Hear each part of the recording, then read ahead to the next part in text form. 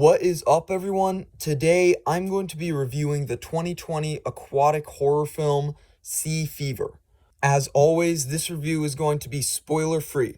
The movie follows the crew of a small fishing boat who find themselves fighting for survival out in the middle of the ocean when a mysterious sea creature latches onto their boat. This is a movie that's been in my Hulu watch list for quite a while now, and I just finally decided to watch it. And this movie has a lot going against it. To start, the performances are passable, but the characters are written in a way that they are so thin and one-dimensional that the actors just don't really have much to work with.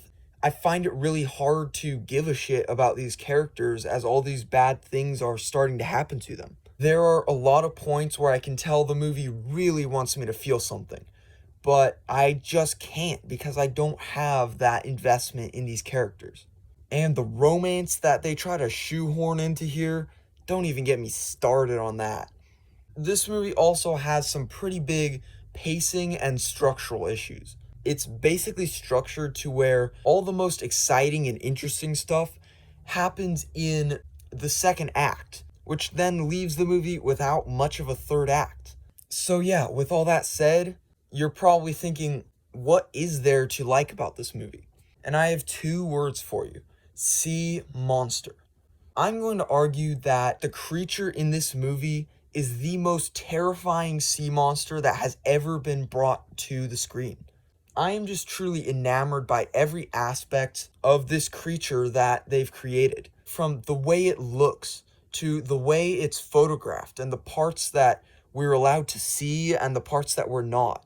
And the mechanics of the way it works. It seems actually pretty realistic, since there are actually some creatures in the wild who behave not so differently from how this creature behaves.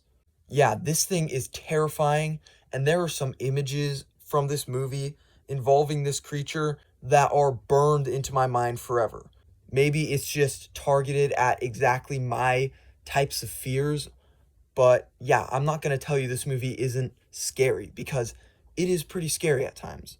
But in the end, I'm kind of just left wishing that this really great concept and this really great creature were brought to a more satisfying movie and story. God, did I mention the ending? The ending is terrible. I'm not going to spoil it, but it's something else. It's really bad. So I'm going to give this movie a 5. But what I'd really like to know is, what did you think of this movie?